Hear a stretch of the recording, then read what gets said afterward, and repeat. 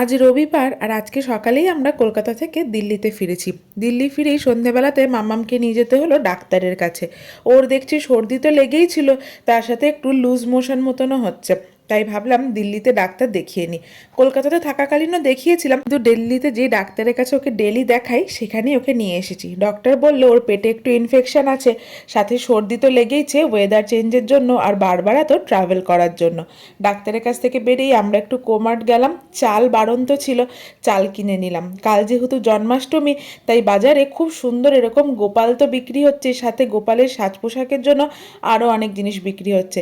তাই আমরাও জন্মাষ্টমী টুকটাক শপিং করে ঘরে এসে পেঁয়াজ ফোড়ন দিয়ে মুসুর ডাল আর পেঁয়াজ আর শুকনো লঙ্কা দিয়ে ভালো করে আলু সিদ্ধ, সাথে ডিম সিদ্ধ আর গরম ভাত দিয়ে রাতের ডিনারটা সেরে নিলাম। ট্রাভেল করে বাড়ি আসার পরে এইটার চেয়ে অমৃত খাবার বোধহয় আর কিছুই হয় না। এরপরে রাতে মাম্মামকে ওষুধগুলো খাইয়ে আমরা ঘুমিয়ে পড়লাম। আজ তবে আসি, দেখা হবে আবার কাল।